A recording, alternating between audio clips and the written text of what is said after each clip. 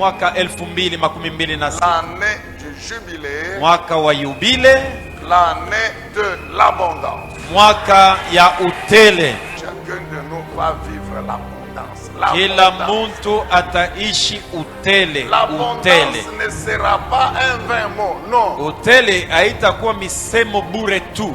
Mais avant que cette année ne se termine, lakini mbele ya huyu mwaka kumalizika, chaque membre de cette église, kila mwanamembo ya misa hii, chacun de nous sera fier de se lever, kila mtu atajifiela na et kusimama dire que moi, mon abondance, c'est ça. na anasema ya kwamba mimi utele wangu ni kifulani. Il va le faire, mon frère. Atayatenda ndugu yangu.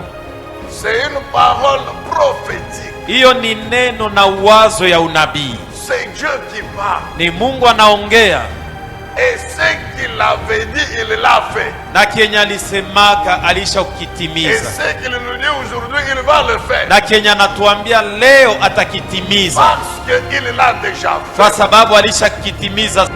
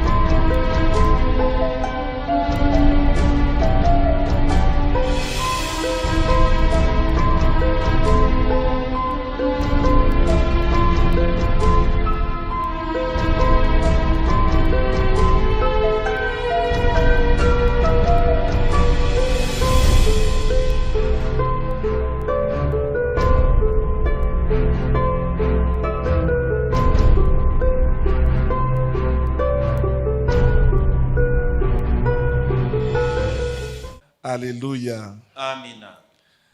En tout cas, Dieu m'a mis à cœur, avant de partager la parole, de dire quelque chose.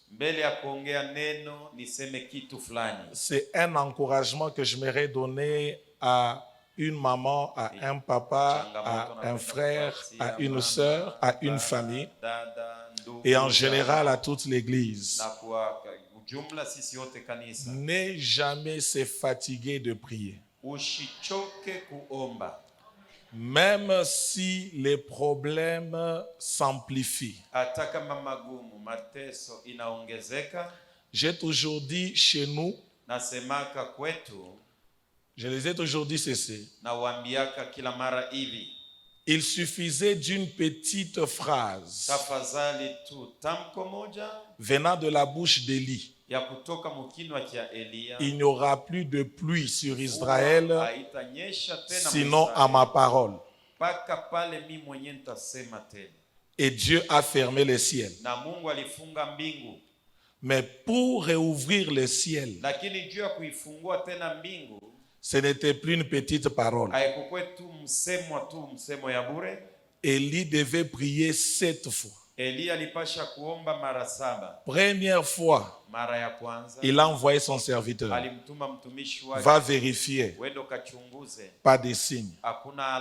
Deuxième fois, pas de signe. Troisième fois, pas de signe. Maintenant, la question que j'aimerais te poser, avant de te plaindre que Dieu n'exauce pas, tu es à la 40e prière.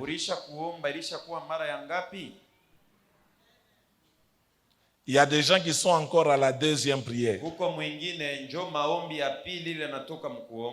Tu dois arriver à la 7e pour que tu puisses quand même voir un signe qui est comme la paume de main.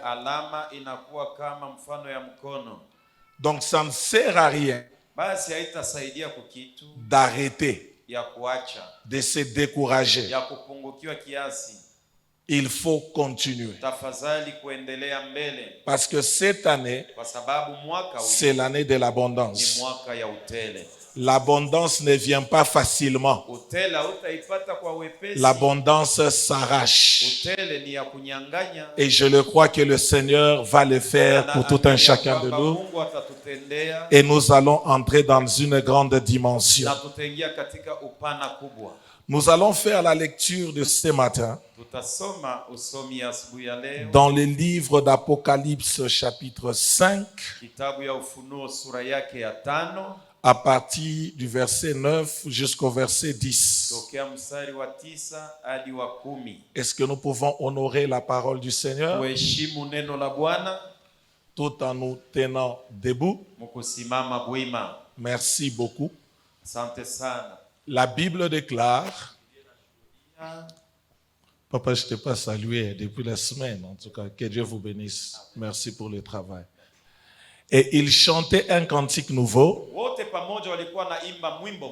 en disant, tu es digne de prendre les livres et d'en ouvrir le sceau, car tu as été immolé et tu as racheté pour Dieu par ton sang des hommes de toutes tribus, de toutes langues, de tout peuple et de toutes nations.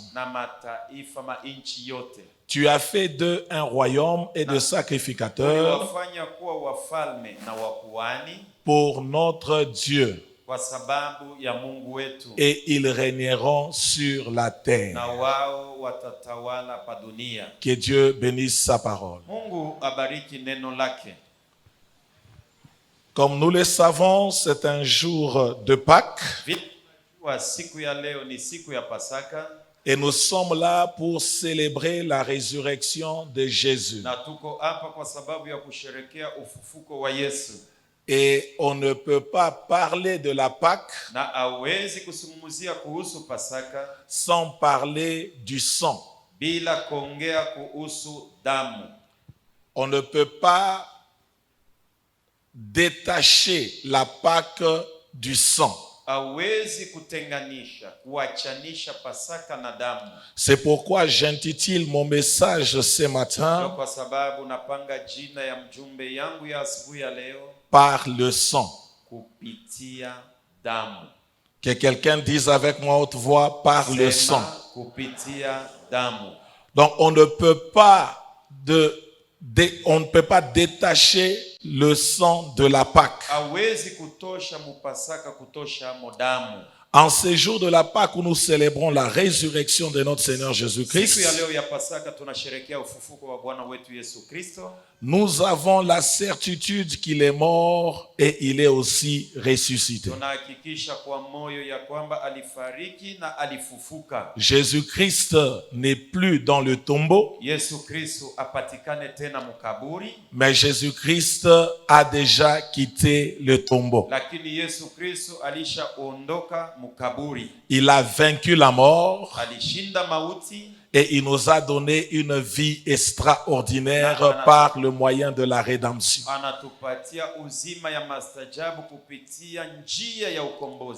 Et la Pâque est la célébration de notre rachat.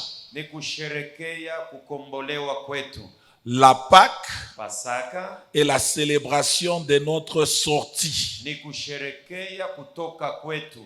La Pâque, c'est la célébration de notre délivrance. La première des choses, la Pâque, c'est la célébration de notre rachat. La Pâque, c'est la célébration de notre sortie. La Pâque, c'est la célébration de notre délivrance. En d'autres termes, ce matin, moi et toi, tous ensemble, en tant que les enfants du Père, nous sommes en train de célébrer notre rachat. Nous célébrons notre sortie du village et nous célébrons notre délivrance. Donc il n'y a personne dans un jour comme celui-ci, qui ne peut pas célébrer une sortie, qui ne peut pas célébrer une délivrance. Et nous ne pouvons pas parler de la Pâque sans faire allusion au sang.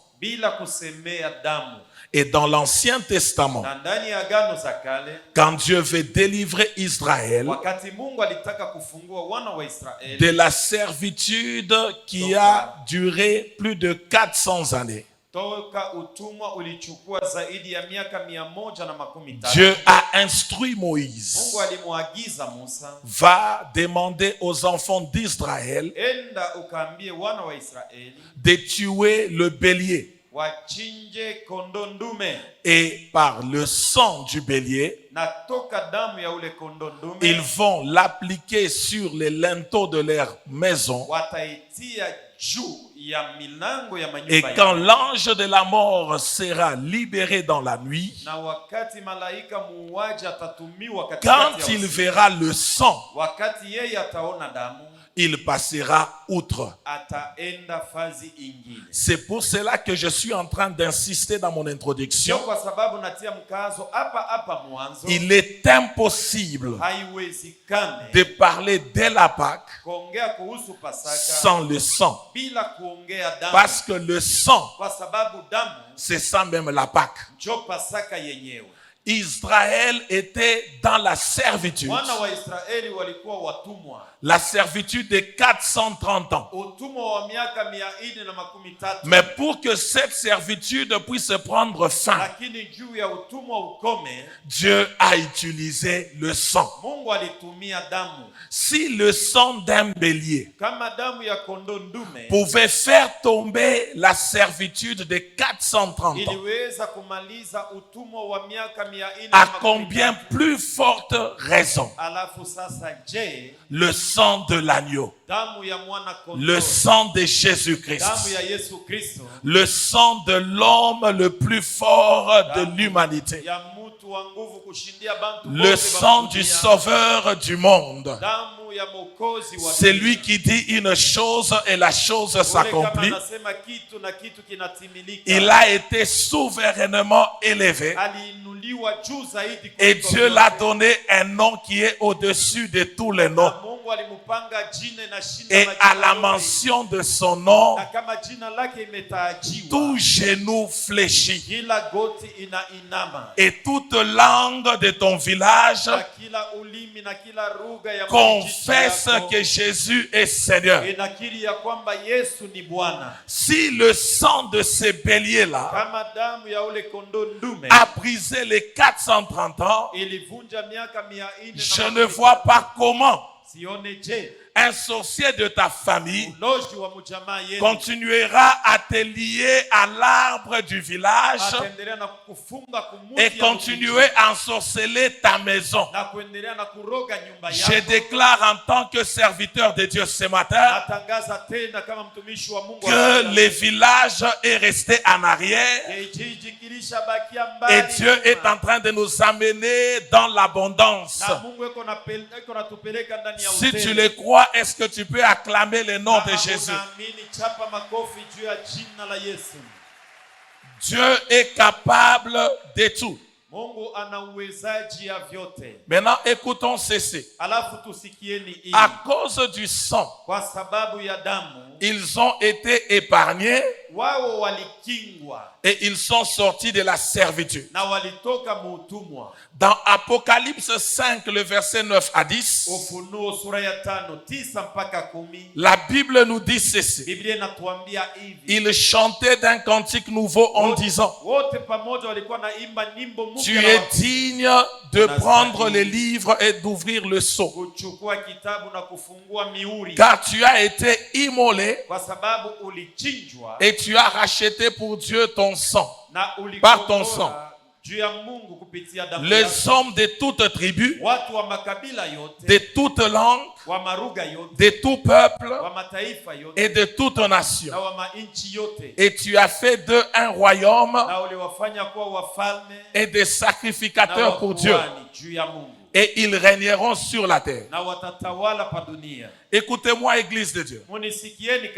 L'objectif ou la pensée de Dieu par rapport à ces passages est que l'homme soit racheté de 4 choses, de 4 entités. La première entité, la tribu. La deuxième entité, la langue. La troisième entité, le peuple. La quatrième entité, la nation. On est ensemble? Première entité, la tribu. Deuxième entité, la langue. Troisième entité, le peuple. Quatrième entité, la nation. Afin de faire de l'homme, quand il les délivre de ces 4 entités,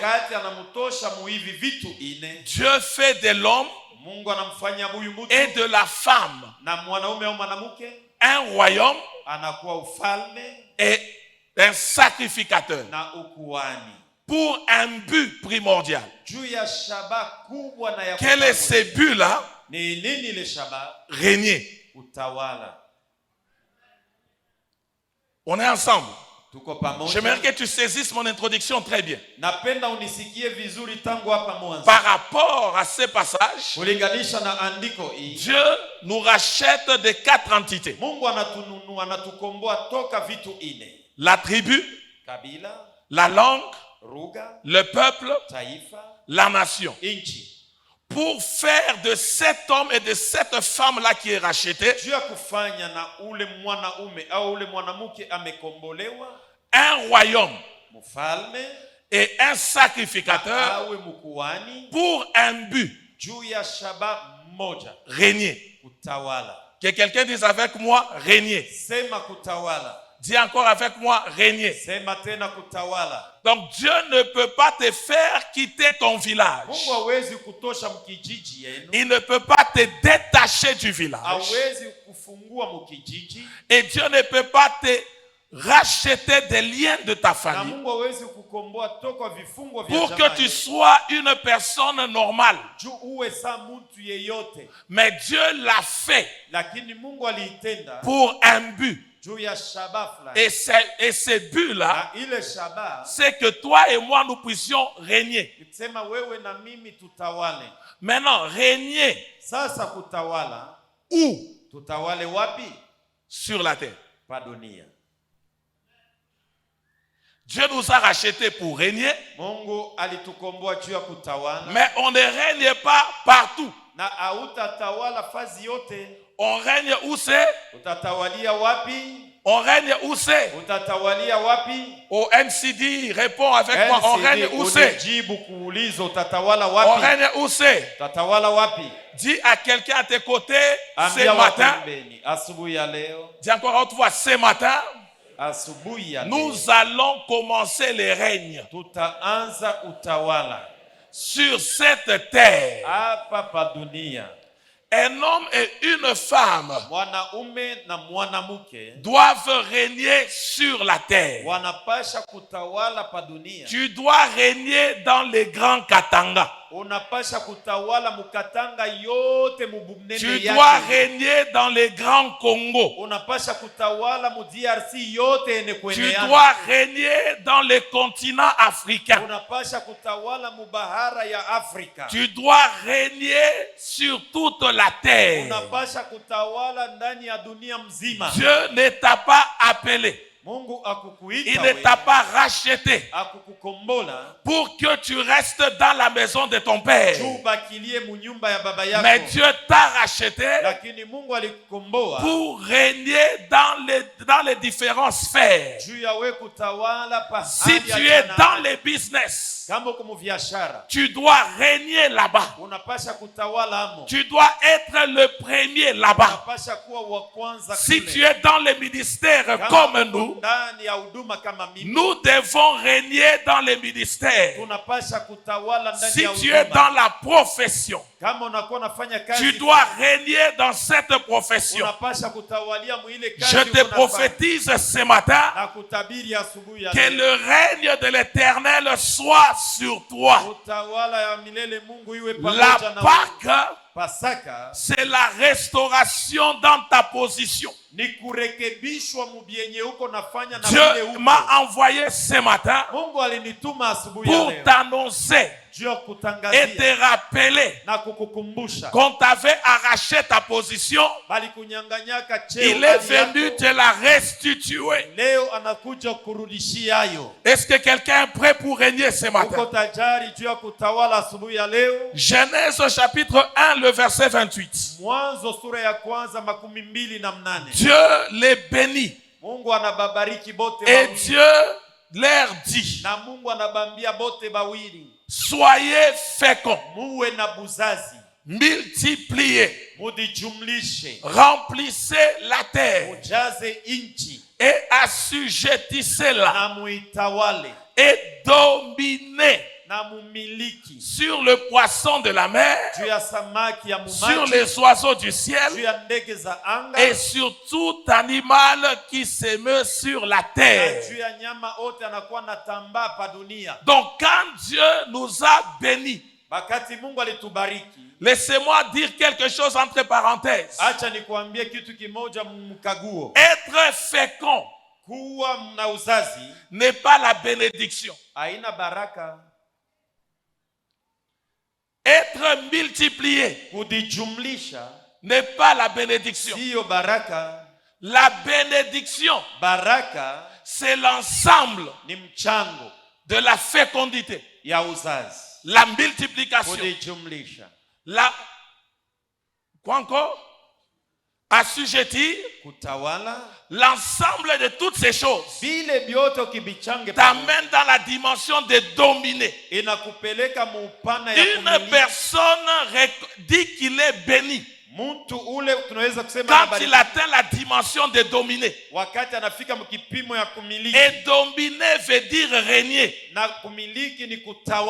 Donc quand tu règnes, ça veut dire que tu es fécond, tu es multiplié et tu es assujetti. Maintenant, l'erreur que nous commettons, quand on commence seulement à être fécond, on croit qu'on a déjà toute la bénédiction. Non, c'est l'entrée.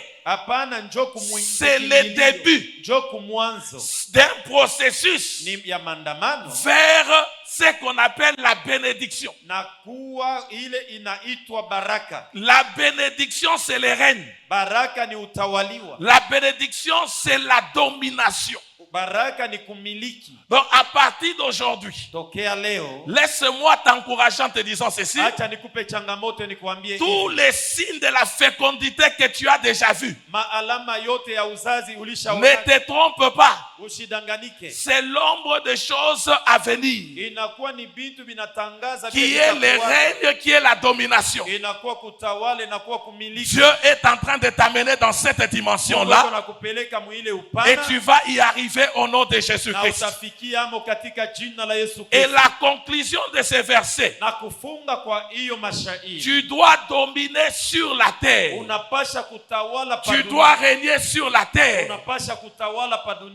Le livre de Psaume 115, le verset 16, la Bible dit ceci: les cieux sont les cieux de l'Éternel,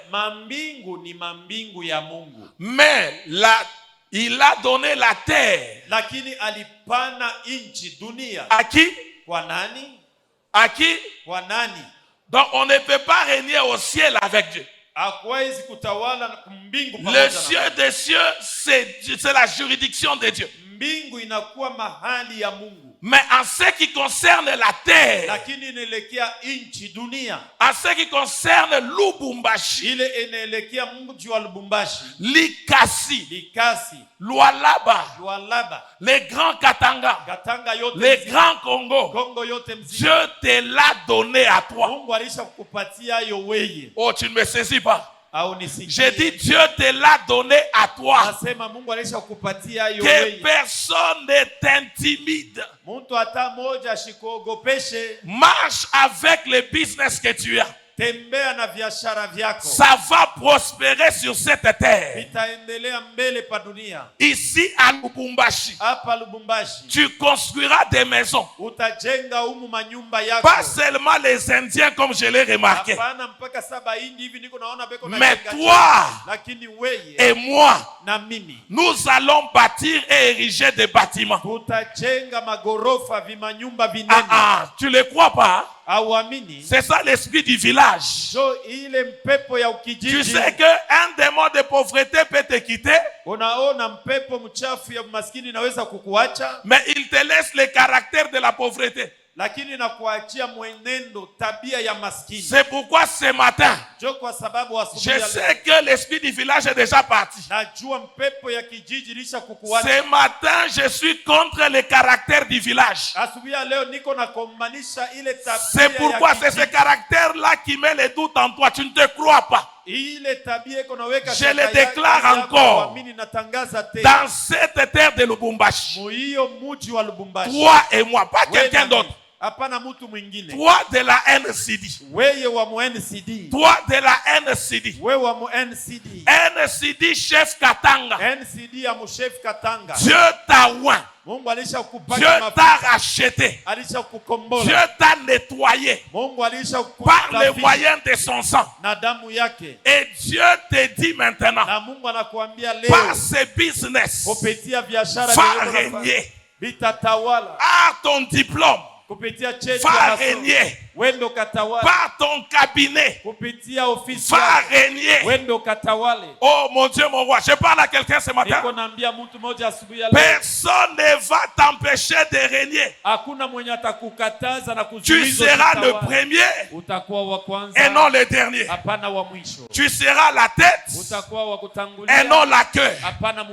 Tu seras parmi les élites de cette province. C'est ça la volonté de Dieu pour toi. Le ciel des cieux, c'est pour l'éternel. Mais il a donné à Élisée Boukassa la terre. Il a donné au pasteur Simon la terre. Il a donné au pasteur Sylvestre la terre. Il a donné au pasteur Paul la terre. Il a donné à notre patriarche la terre. C'est pour cela, ma soeur, regarde ton frère très bien. Regarde ta soeur très bien dans les yeux. Dis-là à cette personne-là, Ushila le Bushingishi. Ne dors plus. On t'a donné la terre et on t'a donné tous les coins pour régner.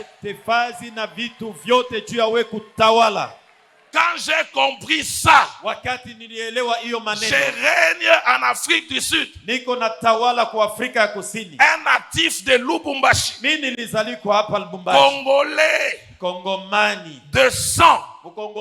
Mais Dieu m'a donné la terre qui s'appelle Johannesburg. Et je règne à Djobour. Donc ne sois pas intimidé. Tu dois t'élever sur la terre que Dieu t'a donnée. Si Dieu te dit va au Lualaba, ne regarde pas ta tribu. Va au Lualaba. Si Dieu te dit va au Bandundu, ne regarde pas les Bandundu. Ne regarde pas ta tribu. Va au Bandundu. Parce que Dieu a donné la terre à l'homme et à la femme. Est-ce que quelqu'un peut acclamer cette victoire? Quelqu'un peut célébrer cette victoire? Papa Dieu t'a donné la terre. Amina. Oh, Dieu nous a donné la terre. J'ai dit que Dieu nous a donné quoi? La terre. Maintenant, la question est celle-ci, la question principale. Que nous devons nous poser et de savoir pourquoi il y a paradoxe entre nous qui prions. Nous avons la parole, nous avons la Bible, nous avons Dieu. Mais pourquoi il y a paradoxe? On affiche une vie qui est contraire par rapport à ce que je viens de déclarer. Tout ce que nous essayons de faire, nous sommes misérables sur la terre. Nous sommes des mendiants. La vie est compliquée. Pour obtenir quelque chose, tu dois te battre. Tu dois faire des gymnastiques pour obtenir quelque chose que les gens ont facilement. Pourquoi? Nous avons les paradoxes. Demande à ton voisin pourquoi tu as les paradoxes. Et pourtant Dieu nous a donné la terre pour régner. Quand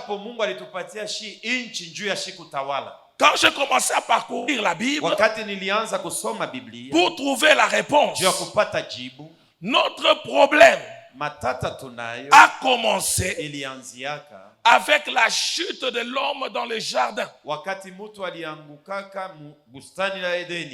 Par le péché, qui a été une grande porte par laquelle Satan est entré pour nous voler notre règne, et il a pris le contrôle de la terre. Parce que la terre n'était jamais donnée à Satan. Quand l'homme, Dieu l'a créé, Dieu l'a donné le territoire. Et en lui donnant le territoire, l'homme avait une puissance de domination et une influence très forte. Mais quand l'homme a péché, l'homme a ouvert la porte.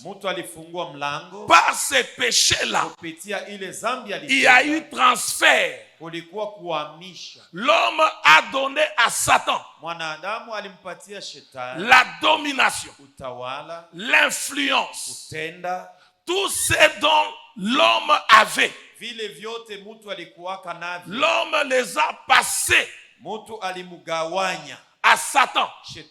C'est pour cela Satan était capable dans le livre de Luc. Quand Jésus a fini de jeûner et de prier,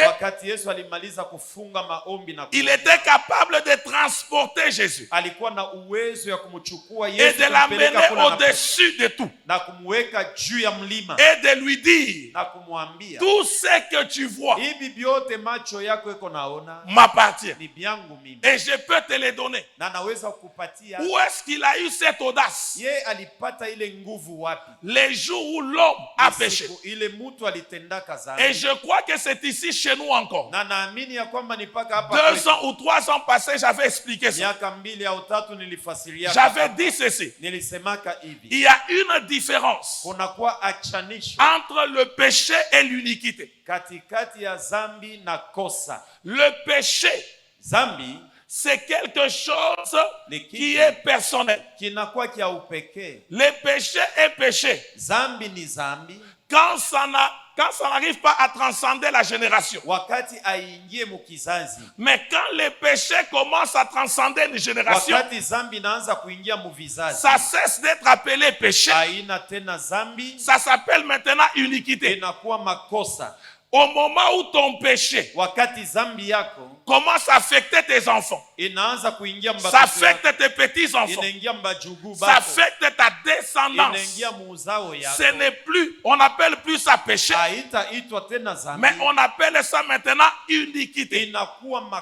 C'est pourquoi dans Daniel 9, quand Daniel fait son intercession, sa prière de supplication, Daniel dit ceci.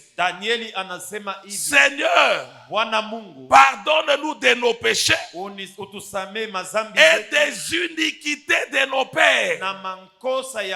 Donc il n'y avait pas seulement les péchés, mais ils étaient victimes des iniquités, des péchés de leur père. Donc toi et moi, tels que nous sommes là, nous ne faisons pas face seulement à nos péchés, mais nous sommes victimes de péchés de nos pères dont nous avons hérité. Ça transcendait les générations. Maintenant, c'est à cause de ça, quand Adam a péché, le péché ne s'est pas arrêté là, mais le péché a commencé à traverser les générations. C'est à partir de ce moment-là que le diable a pris de nous notre règne, notre domination, notre influence. Je suis en train de parler à quelqu'un. C'est la Pâque. Laissez-moi vous parler ce matin. Parce que Dieu veut que nous puissions sortir complètement ce matin. Dis à ton voisin, l'iniquité va s'arrêter ce matin. Dis encore, l'iniquité va s'arrêter ce matin. Et quand le péché a été commis par l'homme, écoute-moi, écoute ceci. Dieu a fait sortir l'homme. D'autres versions utilisent le mot le plus dur. Dieu n'a pas fait sortir l'homme, mais Dieu a chassé l'homme du jardin. Et l'homme s'est retrouvé en dehors du territoire. Parce que quand on te donne la puissance, on t'investit. C'est comme notre président de la République. Il a été investi président sur tous les territoires congolais. Donc notre président, sur tous les territoires du Congo, il est chef. Il est la personne qui a plus d'autorité. Mais notre président ne peut pas régner au Zimbabwe. C'est un autre territoire. Le président du Zimbabwe ne peut pas régner en Afrique du Sud. C'est un autre territoire. Ça, c'est le territoire de Matamela Cyril Ramaphosa. Ça l'appartient, ce territoire-là. C'est pourquoi on parle de la diplomatie. Il y a même la diplomatie démoniaque. C'est pourquoi quand tu es congolais, Dieu te donne le territoire de la France. Les sorciers de ton territoire du Congo envoient leur ambassadeur itinéraire de la France et l'informent de ta présence sur le sol français.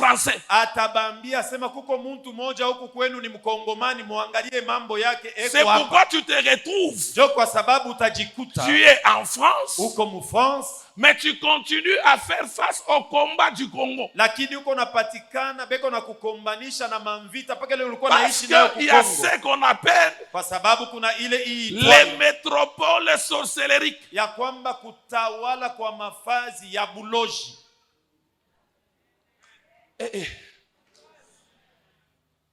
Quand on recherche quelqu'un, on envoie qui?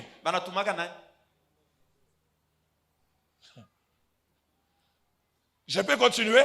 Naweza kuendelea. Maintenant, quand l'homme a fait ça, wakati mtu alitenda, il a quitté son territoire d'influence. Alitoka pa nafasi pake. Quand il quitte son territoire d'influence, wakati anatoka pa nafasi yake ya yeye kutawala, il y a quelque chose qui a bouleversé mon entendement quand je lisais la Bible. Kuna kitu kilivuruka usikilivu wangu wakati nilikuwa nasoma Biblia. Papa, la Bible dit, Baba, Biblia inasema que Adam et Ève Adamu na Hawa ont donné naissance à Caïn, balimuzala Kaina, et ils ont donné naissance à Abel. na balizala Abeli. Mais quand je lis la généalogie d'Adam, Lakini wakati nikisoma dans Genèse 5 à partir du verset 1er, Mwanzo sura ya 5 tokea mstari Caïn et Abel ne sont pas mentionnés. Kaina na Abeli ababatajemo. Ok, lisons. Tusomeni bashi. Parce que les gens aiment lire. Kwa sababu watu wanasema tubisome mbele bila. Voici les livres de la postérité d'Adam. Oneni kitabu kia kizazi kia Adam. Lorsque Dieu créa l'homme, wakati Mungu aliumba mtu, il les fit à la ressemblance de Dieu. Akamuumba kwa mfano wa Mungu. Il créa l'homme et la femme. Akaumba mwanaume na mwanamke. Il les bénit. Akawabariki. Et il les appela du nom d'homme. Na akawaita lorsqu'ils furent créés. Wakati waliumbiwa. Adam âgé de 130 ans. Adamu alikuwa na umri ya miaka 100. Engendra un fils. Akazaa mtoto mwanaume. À sa ressemblance. Wa kufanana naye. Selon son image. Kufuatana na mfano wake. wake. Et il lui donna les noms. Na akampanga jina. Où est Caïn et Abel? Kaina na Abeli hapa banabataya beko wapi? Ça veut dire ceci. Ni kusema hivi. C'est la raison pour laquelle kwa sababu ya hiyo vous allez constater que dans nos combats, utaona ya kwamba mumamvita ile tuko napatikana nayo, nous les noirs en particulier, shi bantu beushi kwa upekee. Permettez-moi de le dire, hein? Même si tu parles français comme un Belge, même si tu parles anglais comme un Anglais, tu resteras chikumba. Très bien, papa. Tu seras toujours noir. Vous savez pourquoi? Les gens croient que ils n'ont pas besoin du combat spirituel. Les blancs ont leur combat. Les asiatiques ont leur combat. Nous les noirs, on a nos combats. C'est pas parce que tu te retrouves dans un pays, dans un milieu entouré de gens qui ne sont pas de ta culture que tu dois croire que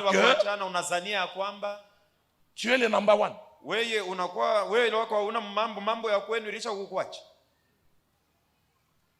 Nous les noirs, on a nos combats.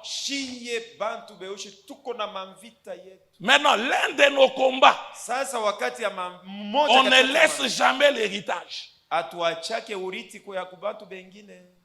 Et c'est un problème très délicat.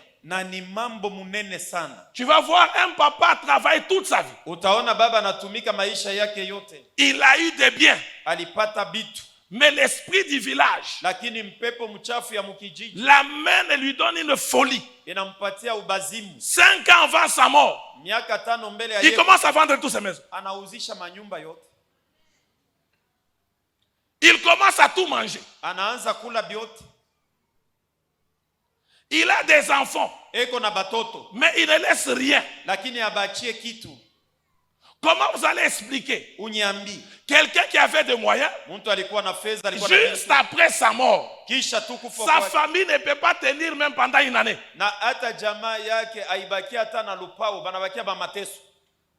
Vous savez la source c'est quoi? Ces richesses-là, tous ces biens-là, ça ne va pas transcender les générations. Parce que ce sont des biens qui sont nés en dehors du territoire. Ce sont des Caïn et des Abel. Tout ce qui naît en dehors d'Éden, Dieu ne les compte jamais. En effet, ils se tuent entre deux. C'est pourquoi Dieu a donné 7. Et Dieu l'a considéré. C'était juste après la repentance. Quand ils se sont restaurés, Dieu les a pardonnés. Il a connu encore Ève. Et Dieu l'a donné maintenant 7. Et Dieu a commencé à compter à partir de 7. Je suis venu te dire ce matin. C'est pourquoi quand tu donnes naissance à un business, ce business est né sous l'influence des liens de sang. Tu vas jouir de ça pendant un moment, mais on va se rassurer que ça ne traverse pas les générations. Mais laisse-moi te dire, toi et moi, ça va passer les générations. S'il y a ce qu'on appelle la malédiction générationnelle, il y a aussi ce qu'on appelle la bénédiction générationnelle. Ah, tu ne m'as pas écouté. Il y a ce qu'on appelle la bénédiction générationnelle. Dis à ton voisin, à ta voisine, on a l'ADN de la bénédiction générationnelle. Ah, dis encore à quelqu'un à haute voix, on pique chaud. Dis à la personne, j'ai l'ADN de la bénédiction générationnelle. Ta bénédiction, qui est l'abondance, va toucher tes enfants. Ça va toucher tes petits-enfants. Ça va toucher les petits-enfants de tes enfants. Ça ira jusqu'à la 10e génération. Ça ira à la 15e génération. Ça, c'est ce que Dieu m'a dit dans la nuit. À ce jour de Pâques, va prophétiser sur mon peuple. Il n'y aura plus la souffrance au milieu de tes enfants. La situation est en train de changer. Les choses sont en train de changer. Dans le nom puissant de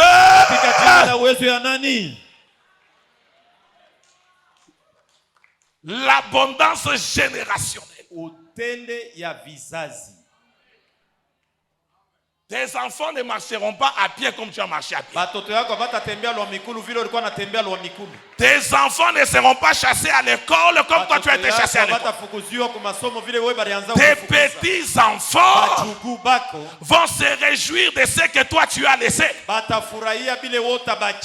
que Dieu a décidé de nous restaurer par la Pâque. NCD, ma maison à moi. Vous m'avez produit. Je viens vous le dire que moi je suis votre produit. Maintenant, parce que je suis votre produit, je viens vous retourner en vous disant ceci. Les enfants de vos enfants vont se réjouir de l'héritage que Dieu te donne.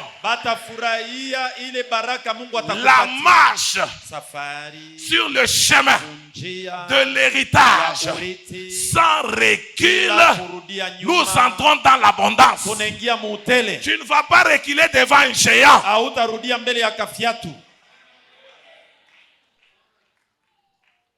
C'est pourquoi Caïn et Abel n'ont jamais été mentionnés. Parce qu'ils étaient nés en dehors du territoire. C'est pourquoi il y a même des mariages, je m'excuse.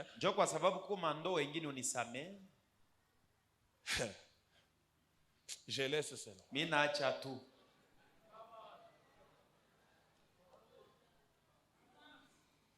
Ce sont des mariages Caïn. Ce sont des mariages Abel. Même quand je regarde à partir du ciel, il fait seulement ça.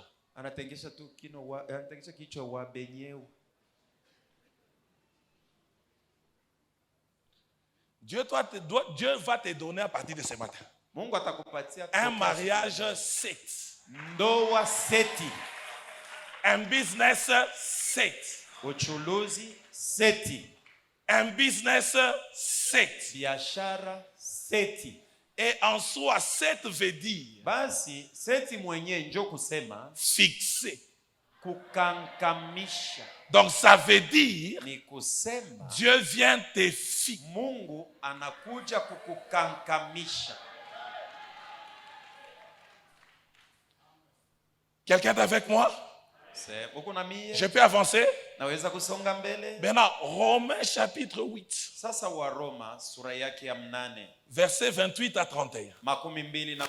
Hadi 31. La Bible déclare. Biblia inashuhudia. Je suis en train d'éviter d'aller dans la tendance de la prédication. Niko nakatala kuhubiri.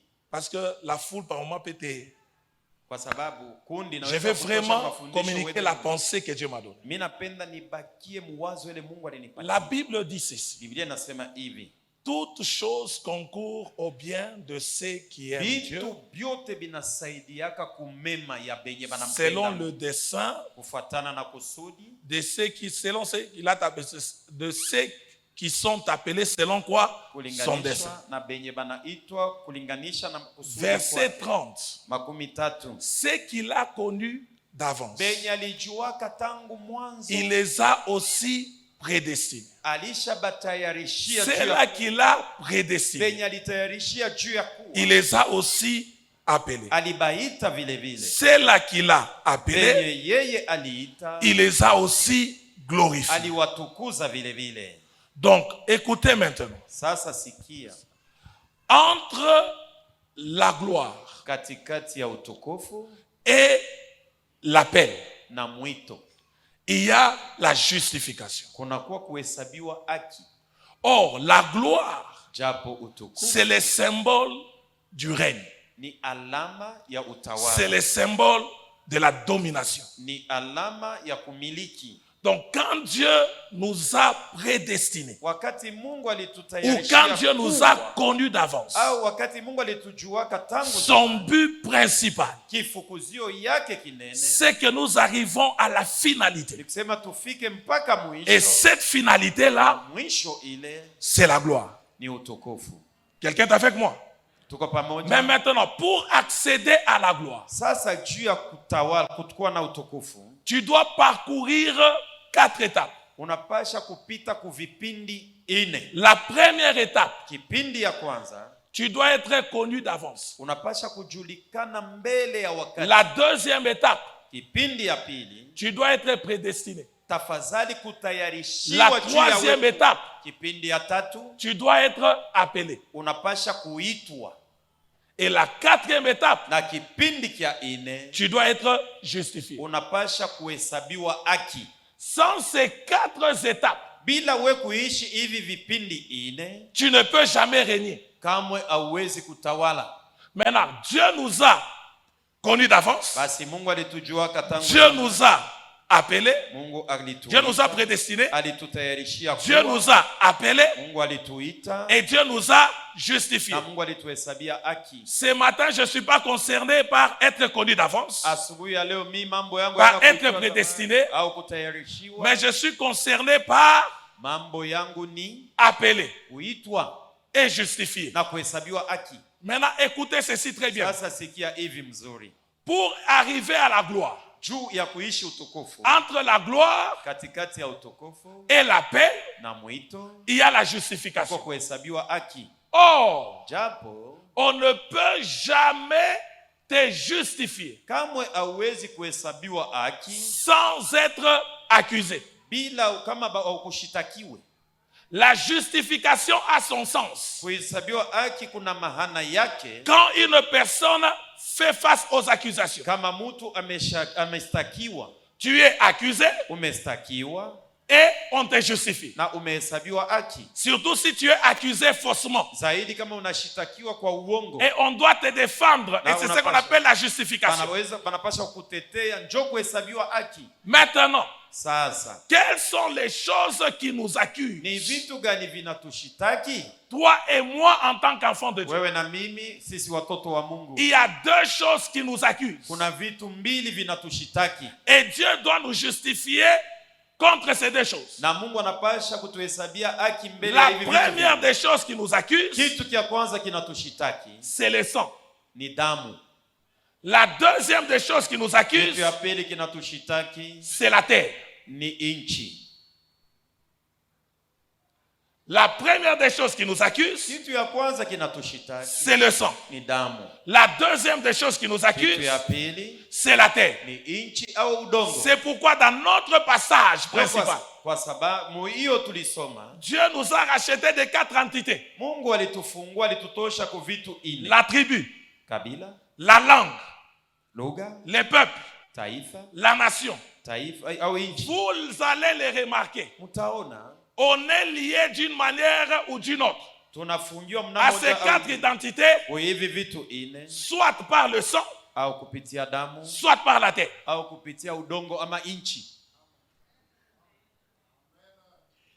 On est lié par ces 4 identités par le sang, par la terre. Je vais vous donner mon exemple. Je suis d'origine congolaise. Mais légalement, pendant que je vous parle, je suis sud-africain. Mais mes enfants, donc je suis sud-africain d'une manière légale.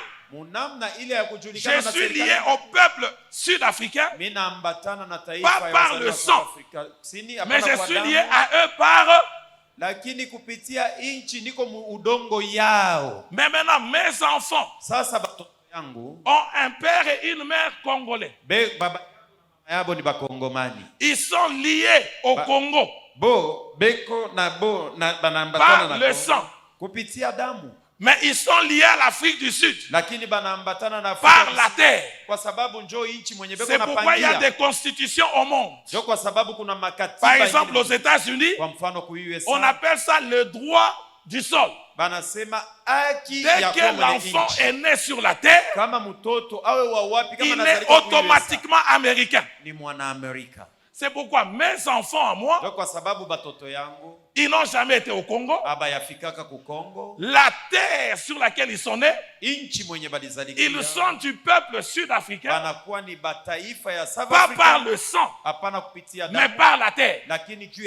Donc tu peux être lié à ton peuple, soit par le sang, soit par la terre. Mais là, ces deux choses, pour que tu arrives à régner, à dominer, à entrer dans la domination, dans les sphères de la domination, ce sont ces deux choses qui t'attachent au village. Ils ne vont pas accepter que tu sors du village. Ces choses vont t'accuser. C'est pourquoi l'apôtre Paul dit ceci: il a effacé l'acte dont les ordonnances nous condamnaient. Qui a écrit ces ordonnances? Le sang a écrit ces ordonnances. Et la terre a écrit ces ordonnances. Et parce qu'on a écrit ça, dans le livre de Lévitique, quand on parle du sang, le sang n'est pas seulement une liquide. En soi, on parle d'une parole. Et on parle d'une vie. Parce qu'on déclare dans la Bible que la vie est dans le sang. Donc tel que je suis là, mon fils à moi, quand les gens les regardent, les gens disent: apôtre, ça vraiment c'est toi. Mais quand ils se tiennent debout, tout ce qu'ils reflètent, il est lié à moi par les liens de sang. Donc s'il me ressemble physiquement, à combien plus forte raison par les sangs? C'est pourquoi il porte mon ADN. Donc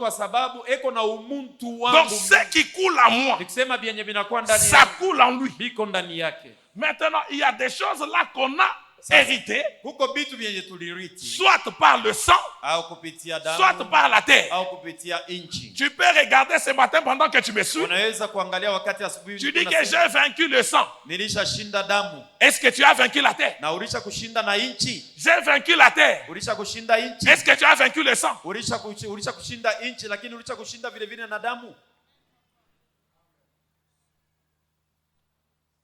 On est ensemble. Tuko pamoja. On est ensemble, bien-aimés. Tuko pamoja. Maintenant, quand on se retrouve dans ça, Na kama unajikuta muhii maneno, la situation devient difficile. Mambo inakuwa mbaya. Papa, c'est pourquoi la Bible dit dans Matthieu, ndio kwa sababu baba Mathayo Biblia beaucoup sont appelés, bengi bameitwa, mais peu sont élus. Lakini ni kidogo ndio banekuteuliwa. La démarcation se fait où? Achanisho iko wapi? Au niveau de défi des accusations de sang et de la terre. Ne peut être un élu que celui qui a confronté les accusations du sang, les accusations de la terre, et il les a gagnés. C'est pourquoi l'apôtre Paul continue en disant, que dirons-nous donc à l'égard de ces choses? Si Dieu est pour nous, qui sera contre nous? Qui accusera? Pas les appelés, mais les élus de Dieu. Pourquoi? Parce que quand tu entres dans la dimension d'un élu, tu ne peux plus être accusé. Tu as vaincu le sang et tu as vaincu la terre. Je suis venu t'informer ce matin que Dieu met sur ta tête la grâce.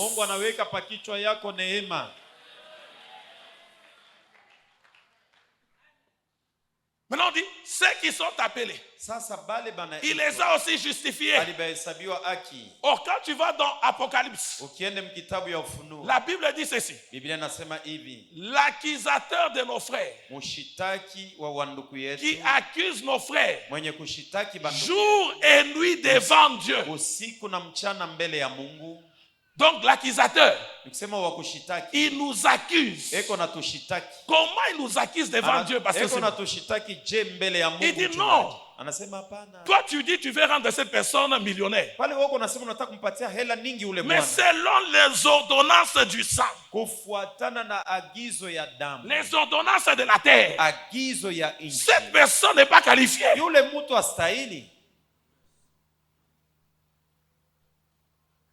Oh là là, les gens sont calmes. Est-ce que ça passe? Ne me faites pas peur. Est-ce que ça passe? Ça passe. Maintenant regardez. Il y a deux choses. Moi je ne vais pas me focaliser sur la terre. Aujourd'hui je me focalise beaucoup plus sur le sang. Parce que c'est la Pâque.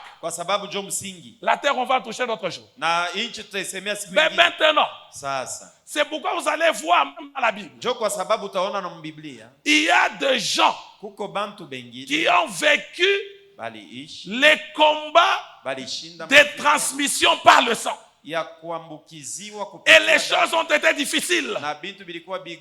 C'est pourquoi vous allez voir tous les fils aînés dans la lignée d'Abraham étaient disqualifiés à l'héritage. Ismaël n'a pas hérité. Esaü n'a pas hérité. Troisième génération. Manassé n'a pas hérité. Ruben n'a pas hérité. Les fils aînés d'Isaïe, le papa de David, Eliab, n'a pas hérité. Les fils de David, Absalom, n'a pas hérité. C'est allé de génération en génération. Parce que par rapport à leur sang, les fils aînés dans cette famille, ça ne dépend pas de ta position d'un aîné. Mais nous avons ordonné que par les liens de sang, tu ne vas jamais hériter. Dans cette même lignée, toutes les femmes étaient stériles. Sarah stérile. Rebecca stérile. Rachel stérile. Donc ça marchait, les liens de sang. Ça passait du sang en sang. Maintenant écoutez ceci. Pas seulement que Tu peux hériter par le sang. Unaweza kurithi kwa damu. Direct. Mara moja. Mais tu peux aussi hériter. Unaweza kurithi vile vile. Par l'alliance avec une personne qui a un combat de sang. Kupitia agano na mtu mwingine kuna mamvita ya damu. Abraham a menti. Abrahamu alidanganyaka. Isaac n'était pas encore né. Isaka bado hakuwa mwenye kuzaliwa. Isaac est né, il a menti. Isaka anazalikwa na yeye analanda. Deuxième génération. Kizazi kia pili. Jacob a menti. Yakobo na yeye alilanda. Troisième génération. Kizazi kia tatu. Ses trois enfants, ses aînés, ont menti que Jacob, Joseph est mort. Batoto yake balilandaka banamlanda baba yao. Quatrième génération. Kwa kizazi kia ine. Maintenant. Sasa. Parce que c'était dans leur sang, papa. Sababu ilikuwa mudamu yao. Ils ont épousé les femmes. Bali oa babi. Par les liens de mariage. Sarah a menti. Sarah na yeye alilandana. Quand on lui dit tu as souri, banasema si unatoka elle a dit je n'ai pas souri. Anasema mimi unanyona mishi cheke. Rebecca a menti. Rebecca na yeye alidanganya. Elle était mariée à quelqu'un qui a les mensonges dans le sang. Aliolewa na bwana mmoja wa bongo. Rachel. Rakeli. Troisième génération. Kazi ya tatu. Elle a menti. Na yeye alidanganyana. Épouse à quelqu'un qui a les mensonges dans le sang. Bibi wa bwana na yeye bongo ni bongo tu. Maintenant, tu peux ne pas être dans les liens de sang. Unaweza auna mkifungo. Mais tu hérites les combats par les liens du mariage. Lakini unarithi par les liens d'association. Parce que tu t'es associé à quelqu'un, la personne a ses combats, et toi tu portes ses combats. C'est pourquoi même quand je donne les conseils de mariage aux couples qui doivent se marier, on ne vient pas d'abord avec les histoires là. Oh, je t'aime. Tu vas manger, je t'aime dans les mariages. Non, tu es ma tomate. Tu es mon chouchou. C'est bien les chouchous. Mais les chouchous sont bons. Quand on a vaincu le sang. C'est quoi? Moi, dans les mariages, dans les conseils de mariage, je leur dis toujours le premier test que je leur donne. Va écrire tout ce qui est négatif dans ta lignée, toi l'homme. Toi la femme, va écrire tout ce qui est négatif dans ta lignée. Amenez-moi ça sur le papier. Et on a une session de travail. Donc toi dans ta famille on a découvert ça. Toi dans ta famille on a découvert ça. Maintenant toi-même en tant qu'une seule personne, tu n'as pas encore vaincu.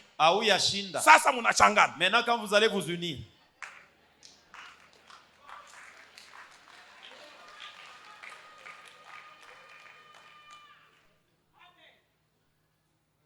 tu continues à te battre, toi-même tu n'as pas encore vaincu. Maintenant vous vous mettez ensemble. Comme on le dit dans l'autre Swahili du Katanga. Sauce inalabika. Là, la sauce est totalement gâchée. Les mariages deviennent compliqués. Pourquoi? Vous êtes là par le sang. Et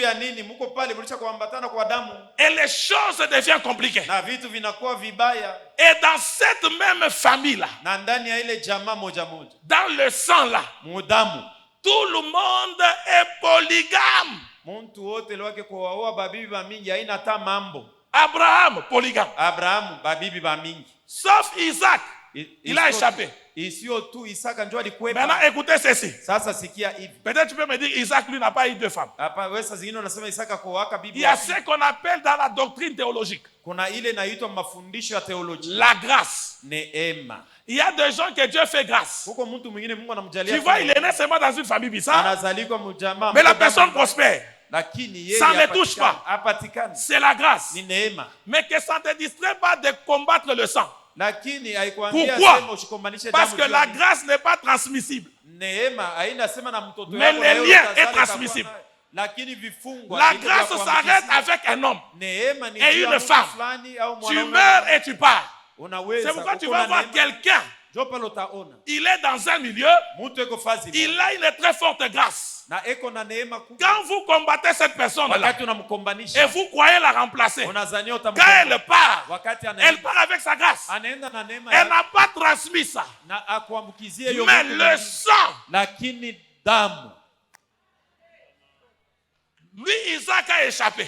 Yeye hatakwepa. Mais Jacob n'a pas échappé. Lakini Yakobo hakukwepa. Les enfants de Jacob n'ont pas échappé. Batoto ba Yakobo abakukwepe. Donc, il y a des gens qui te disent, Kuko bantu weko nasema, mais je force que mambo. Ah, moi je ne force Nous ne jamais. Moi, je m'étonne comment est-ce que vous mettez à prier, à jeûner. Moi je ne force jamais rien. C'est la grâce.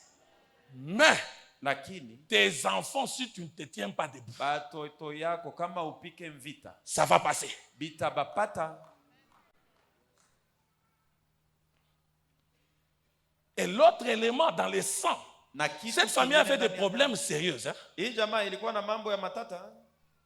Toutes les femmes épousées dans cette famille, tous les hommes de cette famille, papa, étaient attirés toujours par des belles femmes. C'est pourquoi la Bible dit, Sarah, elle était trop belle.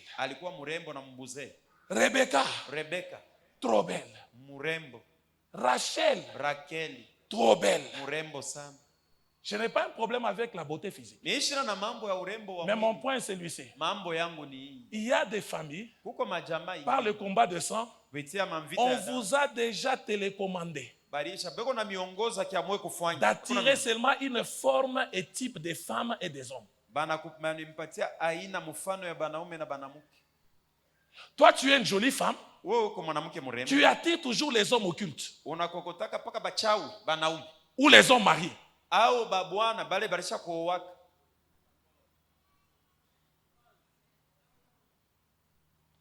Quelqu'un de bon sens qui a une bonne vie, il n'a jamais été marié, ne peut jamais t'approcher. Les personnes qui doivent t'approcher, ils ont seulement des CV compliqués.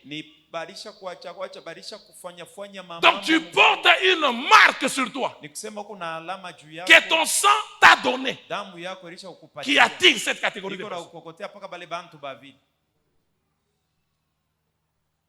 J'avais un ami, il est mort. Un pasteur, médecin, beau monsieur. On est tous arrivés en Afrique du Sud au même moment. On a traversé, lui venait de Kinshasa, moi de Lubumbashi. On a traversé des moments difficiles ensemble. On faisait des prières ensemble. Mais l'une des choses que lui avait, un problème qu'il avait, il ne croyait jamais à tout ce que je vous enseigne ici. Quand on commence la prière, lui commence à prier en langue.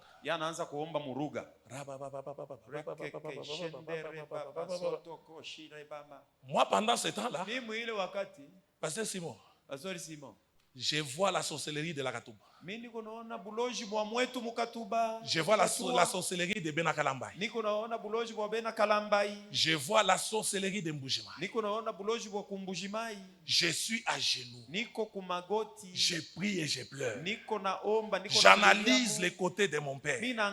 J'analyse les côtés de ma mère. Je suis en train de pleurer. Dieu me donne toutes ces révélations. Il se réveille et me dit, Élisée, tu exagères. Jésus a déjà tout fait à la croix. Merci. Comme tu es plus théologien que moi, vas-y. On a évolué. Hein? On évolue. Dieu commence à nous bénir. Dieu l'a béni. Un bon travail. Bonne carrière. Il est médecin de formation. Vous verrez. 3 ans passés, il m'appelle. Il me dit, ah, Élisée. Parce que tous, on sait que trouver maintenant, chacun était dans son coin, occupé de sa vie. Parce qu'il y a déjà un moment, vous êtes ensemble, un moment, chacun. Il fait sa vie. Un jour, il m'appelle, il me dit, non, Élisée, tu dois passer à la maison. Non, lui était venu d'abord me visiter à l'église. Il était tellement content de ce que Dieu a fait de moi. Une année après, il m'appelle. Il me dit, Élisée, prends cette adresse, viens. Je suis allé chez lui. Il venait à peine d'acheter une maison sophistiquée. Il m'a appelé pour célébrer avec lui et de prier pour la maison. J'étais tellement content pour lui. J'ai pris l'huile, on a prié pour la maison. J'ai dit en tout cas, mon cher, regarde, tu sais, là d'où on vient. Mais avant de partir, je lui dis ceci. On t'a élevé au travail. Et il avait commencé une église. L'église qu'il a commencé parce qu'il avait beaucoup de moyens, il a payé lui-même directement la parcelle. Et je lui ai dit, mon cher, souviens-toi que le combat nous attend au sommet. Il a dit, Élisée, je suis parti. Un mois, on m'envoie le message. Ton ami est dans le coma. Il ne bouge pas. Il ne parle pas. Je cours à l'hôpital. Quand j'entre dans sa chambre, sa femme qui était assise, quand elle m'a vu, elle a commencé à pleurer. Un beau monsieur est allé. Il ne bouge pas. Quand je pose la question, c'est quoi? Qu'est-ce qu'il t'a dit? On dit il venait de prêcher comme moi. Les dimanches à l'église. Les samedis, il a travaillé toute l'après-midi. Les dimanches, il a prêché dans son église. Il est parti à la maison. Quand il arrive, il a mangé. Il a dit à sa femme, je vais dormir, je suis fatigué. Sa femme a dit, vas-y. C'était vers 14h. 20h, la femme s'inquiète. Elle dit, ça c'est quel sommeil qui est profond comme ça? Bon, après elle a dit, bon, il se repose. 22h, la femme se dit, moi si je dois aller au lit, elle entre, elle vérifie, il respire normalement. Elle aussi se couvre. Elle dit, 2h du matin, je l'ai entendu se lever. Il est allé dans la toilette. Quand il entre seulement dans la toilette, j'ai entendu comme une bombe. Il est tombé. Quand il entre dans la salle de bain, il était déjà par terre dans la baignoire. Ça l'a percuté de la toilette jusque dans la baignoire. Elle appelle ses petits frères qui étaient dans l'environnement. On vient, on les transporte. Depuis ce jour-là, il ne s'est pas levé. Il a fait 21 jours ou 30 jours dans le coma. On l'a enterré.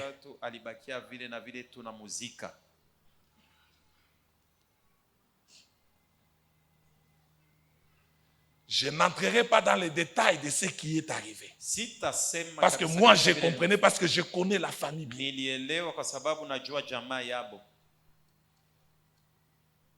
Il n'a même pas joui sa maison pendant 30 jours.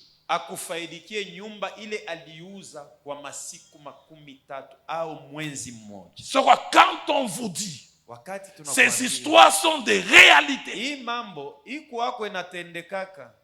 Ça existe. Ce n'est pas ta beauté qui va intimider les liens de sang. Ce ne sont pas tes diplômes qui vont intimider les liens de sang.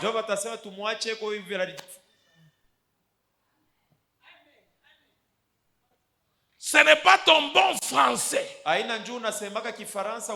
qui va intimider ton lien de sang. Emmanuel, je bénis Dieu que tu sois là. Tiens-toi debout. Il vient d'une famille de chefs coutumiers. Quand son père est mort, on a fait des cérémonies dans les villages. Lui, c'est des grands frères. N'arrivait même plus à dormir parce qu'on mentionnait les noms dans les cérémonies.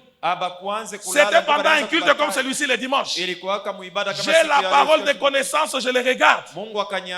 J'ai dit, vous là, on veut manger quelqu'un, venez vite ici. Quand on prie, j'ai dit, je renverse ça et je renvoie ça. Les oncles là ne sont pas morts. Ils sont tombés. Et eux sont vivants. Laissez-moi vous dire une chose. C'est pour cela, quand Jean-Baptiste a vu Jésus, Jean-Baptiste a dit, voici l'agneau qui ôte les péchés du monde. Donc Jésus, les liens de sang ne peut être justifié que par le sang. Ah, Jésus. Dans ces jours de Pâques, je ne sais pas les liens qui te retiennent, mais je suis venu te dire que si tu es lié par ta tribu par le sang, ta famille par le sang, Jésus-Christ était né aussi dans la même lignée là d'Abraham. Je m'en fous de ta famille, mais je suis venu te donner la bonne nouvelle en ces jours de Pâques. Voici l'agneau qui ôte les péchés du monde. Il a racheté les hommes de toutes tribus, de toutes langues, de tout peuple, de toutes nations. Il les a rachetés pour qui? Pour Dieu. Et par quoi? Par le sang. Je suis venu t'informer que le sang d'Abel a crié vengeance. Mais le sang de Jésus parle mieux que le sang d'Abel. Ils l'ont vaincu à cause du sang de l'agneau et des paroles de leur témoignage. Oh NCD, s'il y a dans les liens de sang que tu portes les divorces, la mort précoce, les cancers, on les a vaincus ce matin par les liens par le sang de Jésus. Ah, je te prophétise ce matin, à ce jour de Pâques, le sang de l'agneau est sur la porte de ta famille. Quand la pauvreté viendra, elle passera outre. Elle n'entrera pas. Reçois ta délivrance. Reçois ta percée. Reçois ton miracle. Au nom puissant de...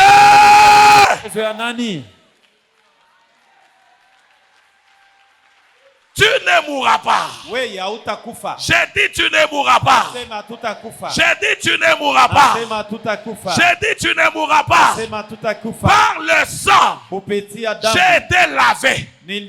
Par le sang, j'ai été racheté. Qui t'a dit que tu mourras? Qui t'a dit que tu vas subir ce que ton père a subi? À moins que je n'aie pas Jésus. À tous ceux qui l'ont reçu, à tous ceux qui croient en son nom, il leur a donné le pouvoir de devenir enfants de Dieu. Ni par la volonté de la chair, ni par la volonté du sang, ni par la volonté de l'homme, mais celle de l'autorité suprême. C'est lui qui a fait le ciel et la terre. C'est lui qui ouvre la porte et personne ne peut fermer. C'est lui qui ferme et personne ne peut ouvrir. Il s'appelle El Shaddai. Il s'appelle Elohim.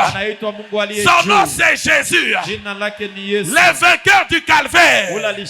C'est lui qui est descendu dans les hauteurs, dans les régions inférieures. Et au troisième jour, il est sorti vainqueur.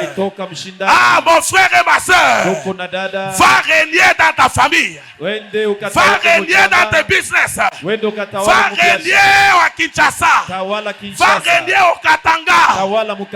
Règne. Règne. Règne. Règne. Règne.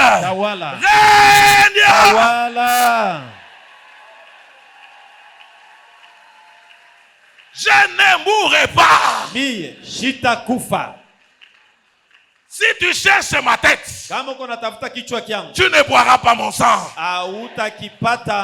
Si tu cherches ma tête, tu ne boiras pas mon sang. Tu ne boiras pas le sang de mes enfants. Tu ne boiras pas le sang de ma femme. Le sang de mon mari. Le sang de mes petits enfants. Oh Jésus, Jésus, Jésus, Jésus, Jésus. Tu ne boiras pas mon sang. Je vivrai au-delà de 100 ans. Je verrai mes petits enfants. Je verrai mes enfants grandir. Personne ne va t'amener au cimetière avant ton temps.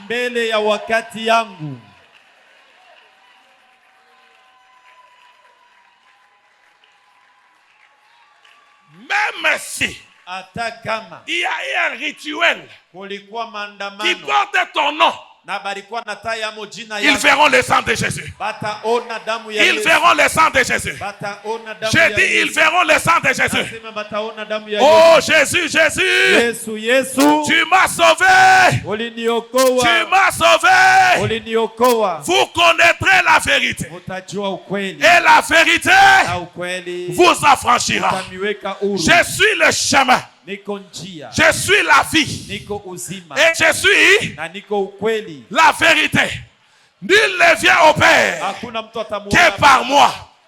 Vous savez ce que ça veut dire? Jésus a constaté qu'ils avaient leur vie. Ils avaient leur chemin. Ils avaient leur vérité. Ils s'aimaient au milieu d'eux. Moi, Jésus, je suis la vie. Pas la vie qu'on t'a imposée là. Moi, Jésus, je suis la vérité. Pas la vérité qu'on t'a fait croire là. Moi, Jésus, je suis le chemin. Pas le chemin qu'on t'a imposé là. C'est pourquoi il finit en disant, le diable ne vient que pour voler, pour détruire et pour tuer. Mais moi Jésus, moi Jésus, les lions de la tribu de Juda, l'étoile brillante du matin, je suis venu pour vous donner la vie et la vie en abondance.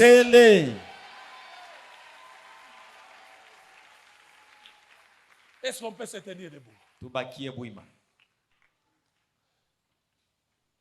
Oh mon Dieu. Je sens sa présence. Je sens qu'il est là. Il est présent. Il veut faire quelque chose d'extraordinaire.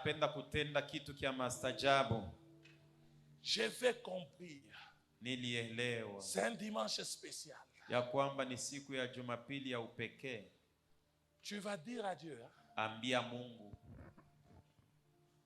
ce qui était en moi. Bile bilikuwa ndani yangu. C'est pourquoi il dit ceci. Kwa sababu anasema hivi. Ce qu'il a connu d'avance, benye yeye alijua il les a prédestinés aliwatayarisha à être semblables wafanane à l'image de son fils. Na mfano ya mtoto yake. Pas l'image de ta famille biologique. Hapana mfano ya jamaa yako ya kizaliko. Afin que celui-ci soit le premier-né parmi plusieurs frères. Tu ne peux pas avoir un grand frère et tu ne partages pas le même sang que lui. Si Jésus est mon grand frère, il est l'aîné. On a le même ADN. C'est pour cela qu'on va prier. En frappant les mains avec détermination. Maman, oublie ton maquillage. Parce que depuis que j'étais en train de les mettre pendant 5 minutes ici, quand il courit à pleurer, si il va falloir que tu la douleur d'enfantement, tu dois engendrer. On est à Bethléem. Tu dois engendrer quelque chose en quittant les temples. C'est-à-dire, Seigneur, pendant que j'ai parlé, le message était clair. Je sais que tout le monde s'est retrouvé. Et tu connais le problème qui est dans ton sang là. Tu connais. Commence à mentionner un par un. Commence à dire, Seigneur, moi je suis ton racheté. Tu as fait de moi un royaume. Et tu as fait de moi un sacrificateur. Je me détache. Si c'est la mort précoce, moi je ne vais jamais mourir d'une manière précoce. La pauvreté là, moi je ne veux plus la voir. Tapons nos mains, commençons la prière.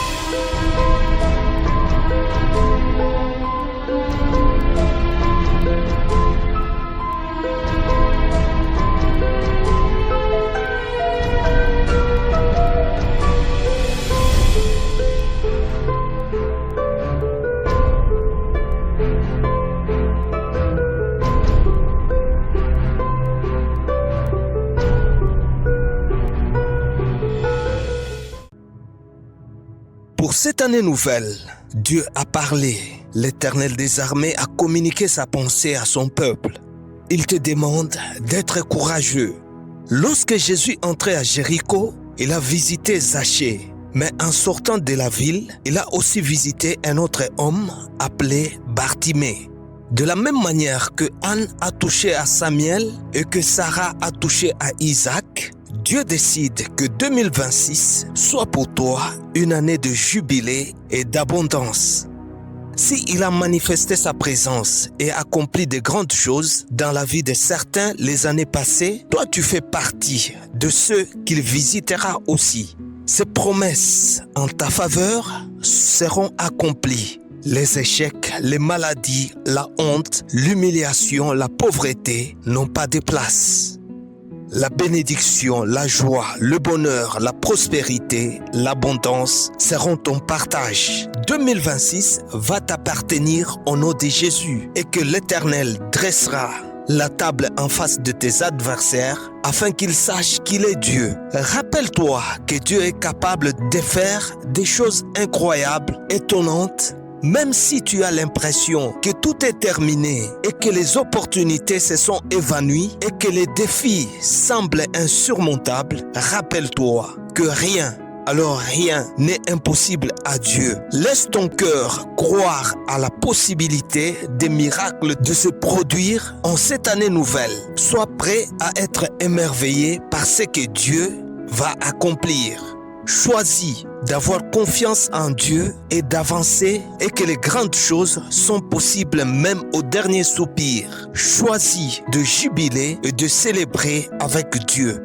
N'oublie pas que rien, alors rien n'est impossible à Dieu et que sa puissance peut faire de miracles. C'est une parole prophétique. Hiyo ni neno na wazo ya unabii. C'est Dieu qui parle. Ni Mungu anaongea.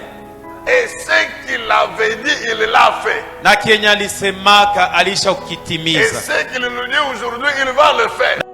2026, année de jubilé et d'abondance. Soyez bénis.